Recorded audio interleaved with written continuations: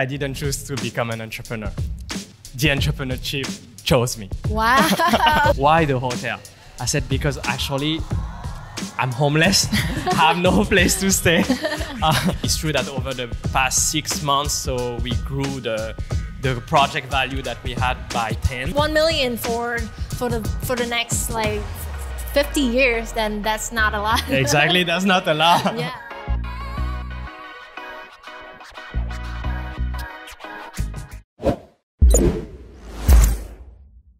Hi guys! Welcome to another episode of Vietnam Rising Podcast. Joining with me today is a 24/7 workaholic. He is so in love with his work that he could probably take a call in the middle of the night For if sure. you are giving him an opportunity.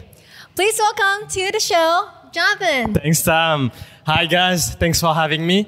So as Tam said, so I'm Jonathan from Connecty. Maybe you will guess later where I'm from, but I will tell you now. So I'm French, Vietnamese, and Lao. So I was born and raised in France. My dad is Saigonese and my mom, she's Lao. So as Tam said, I'm co-founder of Connecty Vietnam, but not only co-founder of Connecty Cambodia, co-founder of Authorize, and maybe ex-playboy, but now I'm a good man. Wow, it's really good to know, especially for the ladies. So Jonathan, tell me, Yes. Why do you choose to be an entrepreneur? Actually, I didn't choose to become an entrepreneur. The entrepreneurship chose me. Wow, that's a good one. So, but really though, why? So actually, I never thought about entrepreneurship, especially that young. So in the beginning, I thought that I would spend most of my career in a multinational companies, in a big corporation, even why not in government. Yeah. So I started my career for the French government in Singapore in really heavy industries, so oil and gas, construction, transportation. And randomly, I ended up in Vietnam trying to sell a military boat to the Vietnamese government, but it didn't happen. So at the end, I worked for a startup, and then I ended up starting Connecty. So you will see the story is pretty interesting. All right. Then tell us right now. Why do you start Connecty? I think it's a very interesting story and maybe a bit fun. To share a bit more about Connecty. Yeah. So Connecty is a project management company specialized in interior design, construction, and furnishing. So a lot of people think that we are either interior designers or contractors or furniture suppliers, but we are not. And I think that's really important that we mention about that. So project management company in the construction industry, it's something that already exists for many years already. Exactly. But in Vietnam, it exists, and you have big companies for big projects, like millions of dollars project, billions of dollar project to build residencies, condos, for example. But for smaller scale project, let's say from $10,000 up to $1 million, usually you don't have like strong project management team that can help you to manage the project from A to Z. Yeah. And most of the time, because your budget is considered low, you will need to do everything by yourself. And you hire, for example, an assistant that help you to coordinate all these vendors. Yeah. But you can try, and it's not easy. I see. I mean, it's our daily job. And, but that's why we decided that actually there is an opportunity on this market for this small and medium scale project in terms of project management. I see. For people that now more and more Vietnamese people and investing in Vietnam, they are caring about quality, saving time and money. So it was like 3 years ago. At that time, I was working for my previous company. Yeah. And I was looking for a space to organize an event. Yes. And so I reached out to Work Saigon, which was a co-working space. And I met him there. He was the manager of Work Saigon. And I met him there, and then we met once to organize, to prepare the event. So I shared with him about the event I want to prepare. Yeah. And then we exchanged our Facebook. Yes. But at that time, it was in December. And I was about to go back to France for Christmas. Yeah, I see. And I was at the same time moving out from my family house. So I had all my stuff. And then I needed a space to put my stuff in Vietnam. So when I will be back, I will have my stuff. And I don't know why like 2 days before going back to France, I texted him and I said, Kim, everything's ready for my event. He said, yes, everything's ready. And he asked me, when do I plan to come back? And then I said, I will be back in 2 weeks, but I'm looking for a space to put my stuff. So he said, I have my apartment, so if you want to put your stuff, you can put it there. I said, okay, if it doesn't bother you, why not? So I put my stuff to his apartment. Yeah. I went to France for Christmas. When I was in France, I was supposed to find an apartment, a new apartment. I couldn't. 2 days before coming back to Vietnam, I texted him and I said, so I will be back in 2 days. I will come and take my stuff and then go to the hotel. He said, why the hotel? I said, because actually I'm homeless. I have no place to stay. So he said, you can stay in my apartment 1 or 2 nights while you were looking for a new apartment. Yeah. I said, okay, if you're okay with that, why not? I arrived in Vietnam. It was 2 a.m. in the morning in the airport. I called him. I said, I'm here. He said, okay, I'm waiting for you. So then I took the Grab. I arrived at his apartment. I called him. I said, I'm downstairs. He came to pick me up. We went up. And I didn't realize, so we opened the door. It was not an apartment. It was just a room. Oh, no. With a bed, Yeah. And it was not a big bed, It was a bed. It was 1.4 meter bed, Not even a queen bed. It's a single bed. Single bed. And then it was already 2 a.m. in the morning. I was so tired. And then I said, but I didn't know him at that time. We just met once for business. And then I said, okay, let's sleep.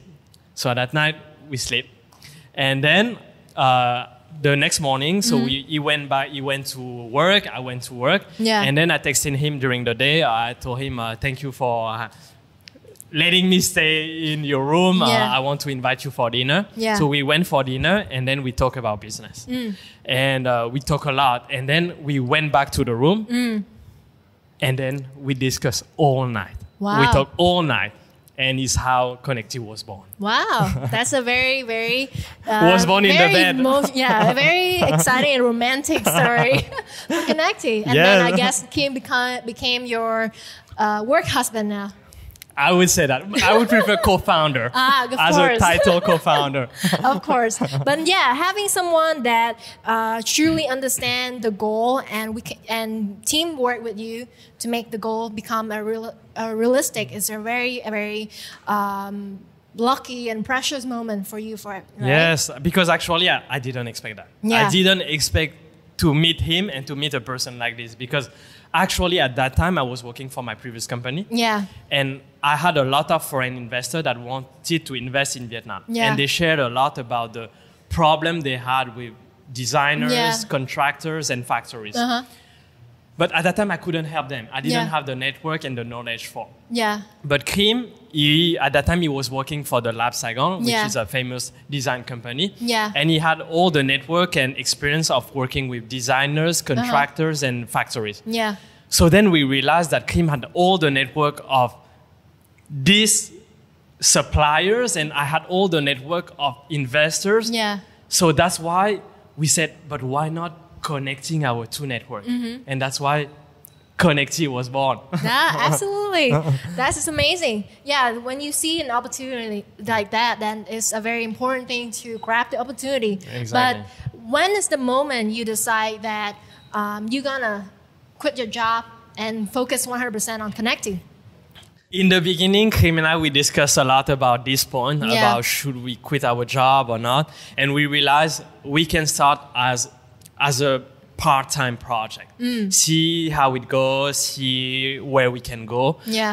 And we realized that more and more we started with 1 project, 2 projects, 3 projects, and we saw that actually it can be profitable. And then after it was 4 months after our first meeting, we decided, so I decided first to quit my job. And then he decided 1 month later to quit his job to focus full-time on Connecty. Wow.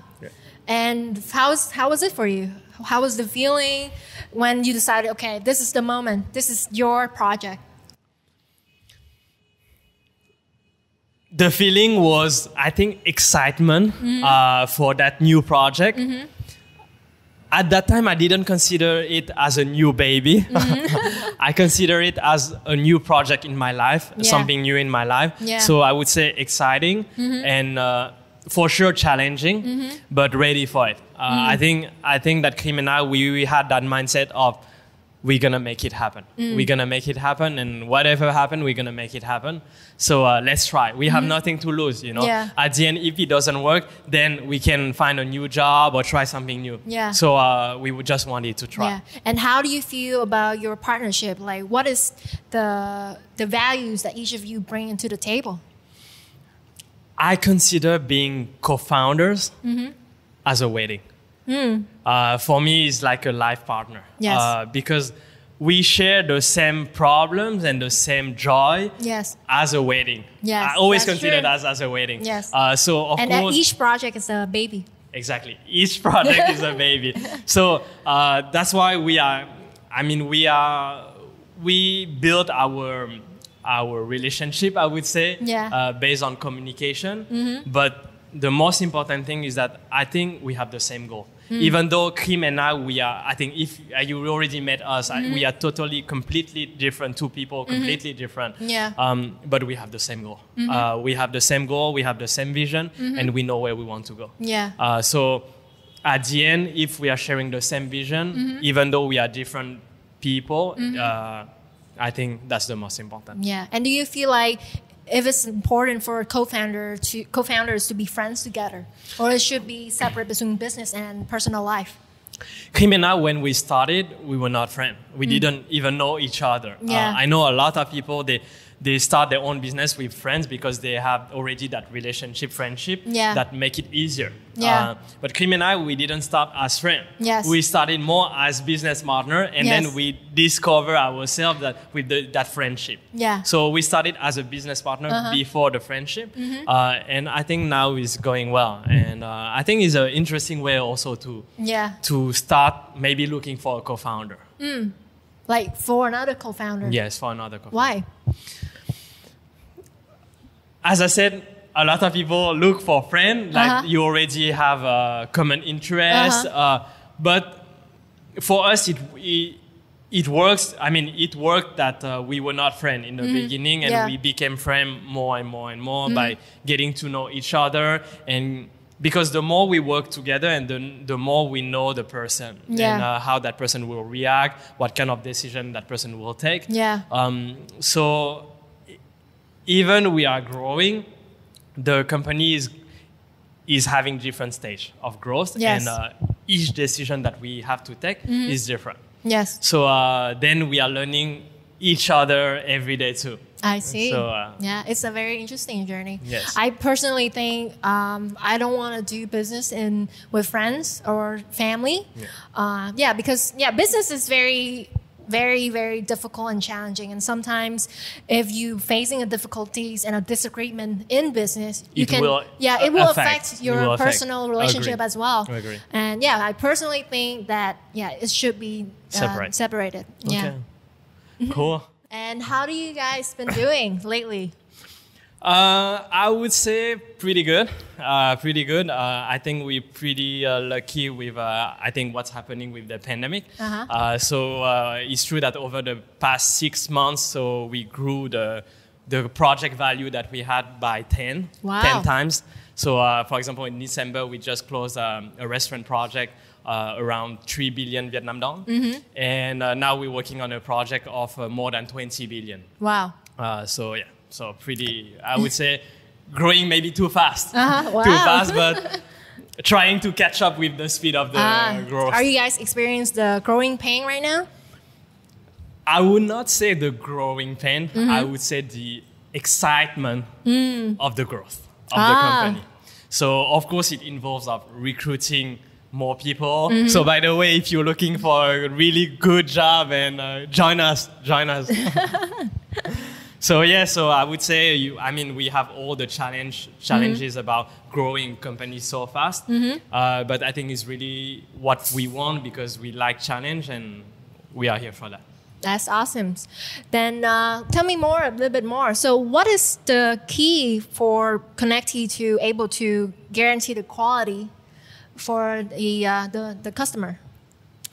Well, so I think it's a really good question. Thank you. So as I mentioned to you, so one of the challenges in Vietnam is that the quality is pretty low in terms of construction. Yeah. And I would say there are two main reasons for that. The first reason is the lack of technology. So it's true that Vietnamese contractors are working in the construction field, so they don't get updated enough in terms of technology for construction. So in Vietnam, we still use old-fashioned technique for construction. For example, to paint the wall, in Vietnam, most of the people, they use the brush, the brush. But now, for example, in Western countries, for example, in France, I know that because my uncle is working in construction, we're using spray painting, which is much faster and much more economic. I see. So I would say the first one is technology. The second one is the human resources, the workforce in the construction industry. So I would say that the salary for workers in Vietnam is quite low, and most of the workers they have daily paid. So which means that when you daily paid, you just care of finishing your work, and you don't really care about the quality. And that's one of the main issues, is that most of the workers, they don't care. They don't care about the work, and they don't think long term. They just think short term, finishing the work, get paid, and that's it. I see. So that's the thing that we are trying to improve in Vietnam, even though we know that is the current market right now. So we implemented a project management system to control the quality of the construction in Vietnam. I see. And quality control means that you will help the customer to control the human resource and also implementing technology in it? Yes, correct. So when we are taking a project, let's say a hotel project, so our job will be to, usually our clients, they ask us to control the project from A to Z, from starting from the design, construction, furnishing, but also all the work related to sourcing. So we have a database of suppliers, factories that we source directly from. Most of our suppliers are from Vietnam. We would like to promote also the Vietnamese know-how. And so we control the whole project in terms of scope of work, but also the budget and the timeline, which is, I think, the three key pillars in a project. I see. For sourcing vendors, and how do you pick someone and you know that they are good to do your project for you? Again, a very interesting question. Actually, most of the people think that because you work with someone 10 times, it means that the quality will be better over time. I believe in that, but not. Yes and no. Yes and no. It depends. Because for me, based on my experience, I saw that I work with contractors for maybe over 10 projects. Maybe the first 3 projects, everything goes well. The 4th project, you think that everything will go well, but actually no. Usually it's gonna go downward afterward. So my company, we do import-export, right? We have a lot of import-export, and we have a lot of buyers overseas who connect to us and want to find a source in Vietnam. And the common problem they have is they need quality control, because maybe the first few shipments will be very good, but then afterward, the quality might go down if you don't manage it. So yes, definitely, it's a really good point. So actually, how do we do? Usually when we get a project request, let's say a hotel. When we get a hotel request, what we're going to do is that we're going to work with all the partners and suppliers and contractors that already have hospitality experience. Okay? And from that, we will also compare the suppliers. So we will make a first scan. We will contact, for example, 10 contractors. On the 10 contractors, we will contact them. We will explain them briefly about the project, and we will ask them, are you interested? Are you interested to pitch? And then maybe on the 10 contractors, we will have 5 contractors that will say, yes, we are interested to pitch. So then we say, okay, this is the brief, prepare your pitching. And then we will have a meeting on one day, we will schedule a day, and then each contractor will pitch. On the 5 contractor pitching, we will select 3 contractors. The 3 contractors, then they will provide the quotation and everything for us to compare. And then we will compare the quotations. And then based on that, we will give our contractor recommendation to our client.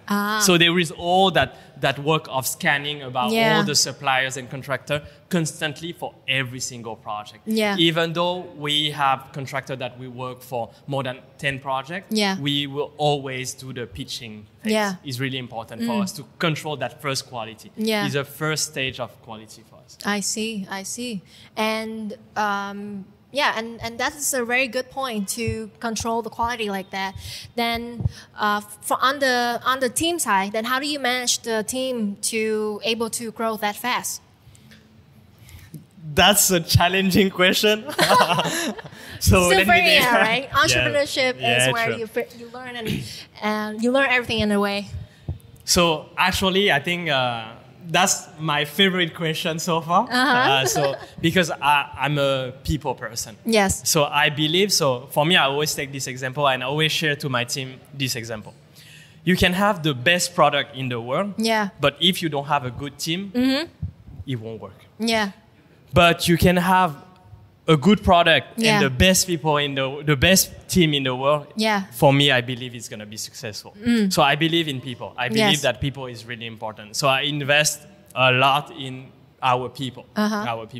And by the way, I'm in a mission to build the next Avenger teams for Connecty, and it's called the Connectors. Wow. And why is that team is an Avenger team? We are an Avenger team because firstly, we're sharing the same goal, which is that we are all project manager. We are all here to level up the quality. Yes. But each project manager in our team has a specialty. So some team member, they will have specialty in marketing, others in technical, others in business development sales. Yes. So we have the same purpose in our work, but we have our own specialty too. So that's just like an adventure team. Exactly. That's why I call them the next adventure team. I see. And for your team, then what are the key things that you would prioritize in order to choose a member? Okay, I would say three things. The first thing is, for us, we believe that customer experience is really important. So I would say the first one is focus on the customer experience. If we're not saying that we know everything and we don't know everything and we are learning every day. We in a field that we haven't covered everything in construction because each project is different. Even though you do 10 times 5-star hotels, every time there will be something different and we need to adapt ourselves. So I would say focus on the customer experience. The second thing, as I mentioned, is flexibility. Because you don't know what's going to happen. Many things can happen in a project and you always need to be ready to be flexible and adapt. And the third one, I think that is the most important key in terms of skill for our team is problem solving. Because as I said, many problems happen. I think we're managing more than 100 problems a day. So if you're not able to solve a problem very quick, then it's difficult. It's difficult for sure. That's true. So yes, I would say problem solving and quick decision making. Do you authorize your project managers to make decisions on the spot? When you have to, you have to make the decision. It's true, sometimes you don't have the experience or the knowledge to make the decision.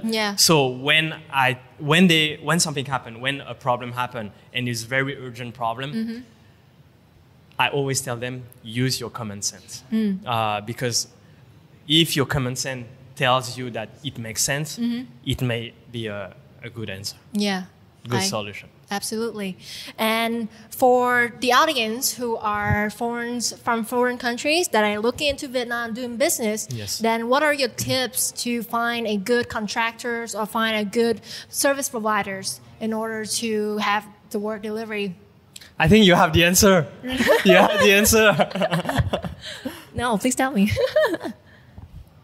Of course, we have to come to you.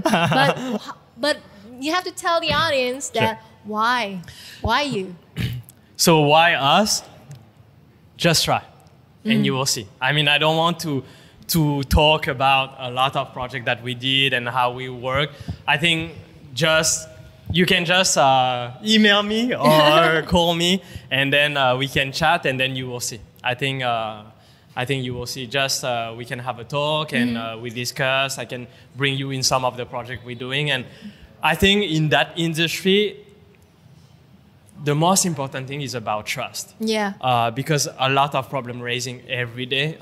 So trust, I think, is the most important thing. You feel like because of the pandemic, the industry will slow down, but from your experience and from what you're telling me, then like your business is still growing very fast. Actually, I was also scared during the pandemic because I would say that 90% of our clients are in the F&B industry and hospitality industry, so which are the two main industries that went very affected by the pandemic. But actually, I realized that knowing that hotels and restaurants and bars, they had to close during this pandemic, they focus on renovating their space. So actually, we had more work than before. Wow. So we realized that during the pandemic, we had more and more project requests, and then it was quite interesting. Yeah, absolutely. It's very surprising, but that's a very logical thought for anyone to want to do a sustainable business. During the working hour or during normal time, then hospitality or F&B are very busy business. Exactly. And sometimes you don't have the time to renovate your space. But now you have this 2 or 3 months or like 6 months just to reinvent your space and welcome more guests afterward. Exactly. So for us, the pandemic was actually an opportunity to grow the business. And now after the pandemic is slowing down, recovering. So now the business is getting even better. That's awesome. Congratulations. Thank you. And you also mentioned that you have other business as well. Connecty in Cambodia, is this the same concept or is that different? So the concept is a bit different. Actually, we wanted to apply the concept of Connecty Vietnam to Connecty Cambodia. But we realized that the demand was a bit different. So for the first 3 months, we struggled to get project. And then we did a stronger market research. So we have a country manager, Dara, in Cambodia. And we realized that right now, in Cambodia, there is a lack of furniture, of good quality design furniture. And so that's why we catch this opportunity, and now we are supplying furniture and equipment such as AC, sanity to Cambodia. And we're cooperating with contractors there, architect firm, to supply furniture and equipment from Vietnam to Cambodia. Wow, that's a very interesting insight. Thank you for sharing it. My pleasure. And how about other projects? You mentioned Hoa Thai as well. What is it about?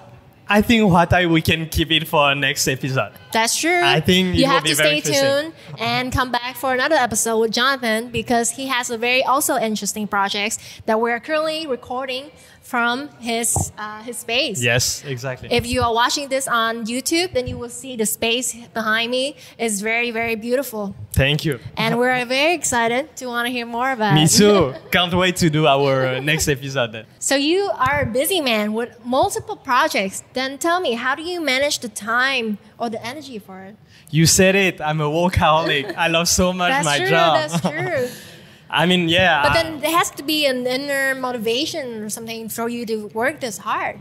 True. So actually, I have my own personal goal. Yes. My own personal goal is actually I want to become financially independent before my 30s. So maybe you guys are not sure about my age, but maybe I'm near my 30s. Yes. So that's why I need to work double, triple to get to this goal. Absolutely. So get financially independent and then enjoy life. Enjoy life. But it doesn't mean that I will get retired at 30s. That's true. Yeah. 1 million for the next like 50 years, then that's not a lot. Exactly, that's not a lot. Yeah, but then if you have that amount of money, then you can reinvest and do a lot of things. Exactly. Right? So so when I say financially independent, is that I want to have enough money for me to do whatever I want, to be involved in any project, basically not to work for money. That's my main goal. I think that's the goal that everybody should aim Yes. for. And I think that is a very, very good discussion and Very a lot good. of insightful informations from John. Thank you for sharing with me and to the Vietnam Rising audience. So tell me, if the audience want to reach out to you to get more to do more projects with you, then how do they reach you? You can reach me everywhere. You can reach me on Facebook, Jonathan Dao. You can email me at jonathan@connecty.com.vn or even on LinkedIn. And for sure, I will reply you. Okay. Could you spell out the Jonathan? Yes. Jonathan, so JONATHAN @connecty.com.vn. All right. Thank you, guys. Thank you. But wait, I have a gift for you. Oh, what is it? This is the Connecty helmet. Wow. So I will show you how to wear it. Is this the co-founder helmet? So this is mine, and this is Kim helmet. Yeah. So you can borrow him for maybe 1 minute. It's okay. Okay, so you put your helmet here like this. Okay, then you close it. Okay. Okay, give me your mic. All right. Try. Like this? Like this. Close it.